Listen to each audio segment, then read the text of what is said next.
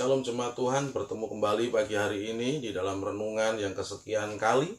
Dan pagi hari ini di dalam program online service ini, saya ingin mengajak kepada kita semuanya untuk belajar dalam suatu tema, yaitu setia dan taat.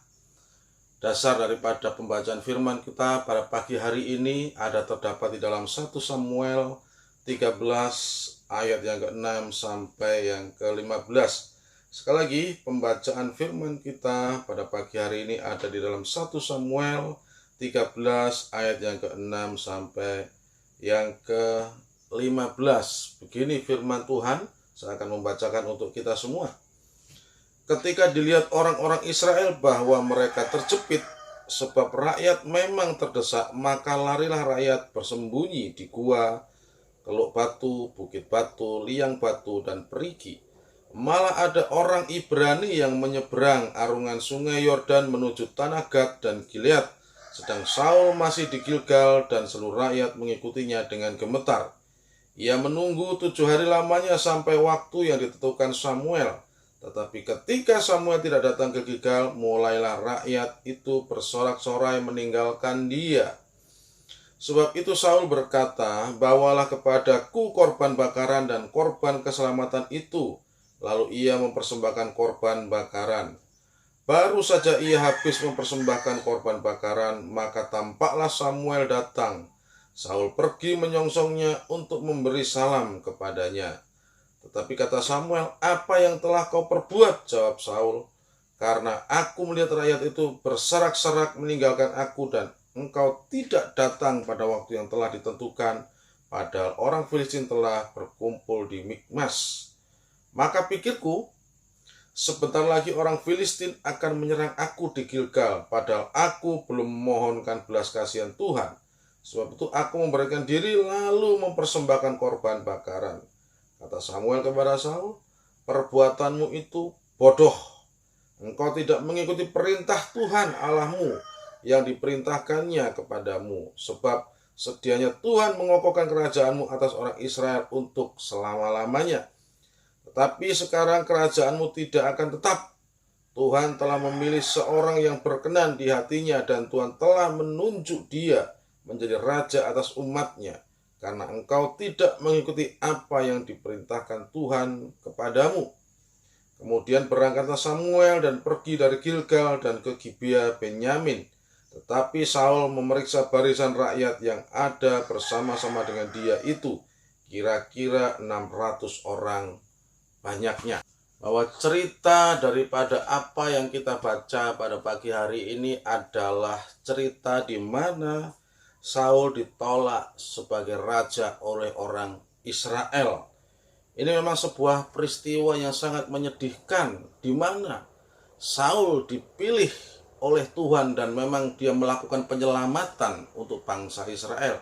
Tetapi di sini juga Saul ditolak oleh Tuhan oleh karena ketidaktaatan dan oleh karena ketidaksetiaannya terhadap apa yang Tuhan perintahkan, saudara. Bahwa di dalam seluruh sejarah penyelamatan, saudara, memperlihatkan Allah itu sangat bebas untuk memilih dan dengan cuma-cuma memanggil orang yang dikehendakinya. Kita melihat Yakub lebih diutamakan daripada saudaranya di dalam sejarah penyelamatan. Kita juga melihat Israel dipilih dari antara segala bangsa yang ada di dunia ini. Rasul-rasul dipilih oleh Tuhan Yesus sendiri, dan juga Rasul Paulus juga dipilih dan ditentukan oleh Tuhan.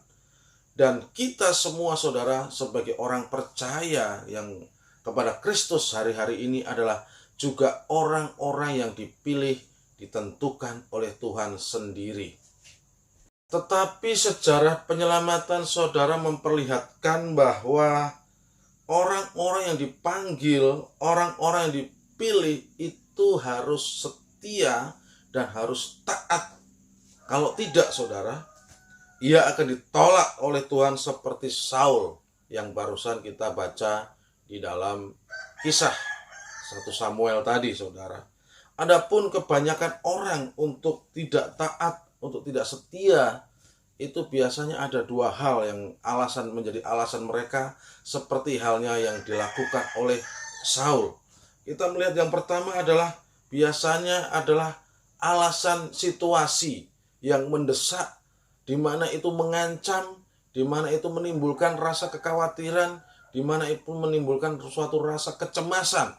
Dan ini dialami oleh Saul.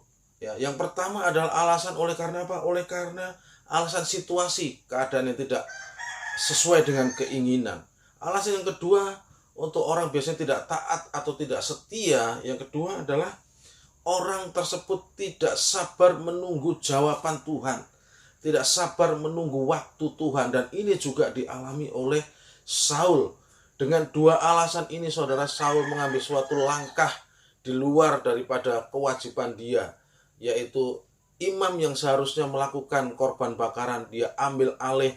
Dan oleh karena ketidaktaatan dan ketidaksetiaan ini, pada akhirnya Saul ditolak menjadi raja Israel. Kerajaannya tidak kokoh bukan karena dia dikalahkan orang Filistin di dalam peperangan, tetapi Saul ditolak oleh Tuhan dan kerajaannya tidak kokoh oleh karena ketidaktaatan, oleh karena ketidaksetiaan dia kepada perintah Tuhan. Dan Bapak Ibu semuanya, mari kita belajar dari kegagalan yang Saul lakukan, supaya kita, Bapak Ibu, sebagai orang-orang yang sudah dipilih, pada akhirnya nanti tidak ditolak oleh Tuhan.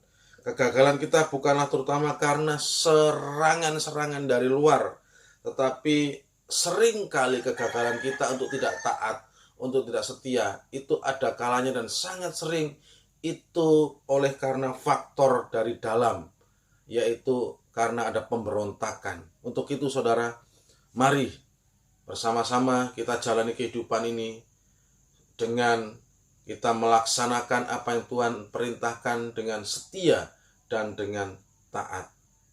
Akhirnya, selamat menjalani kehidupan di hari ini.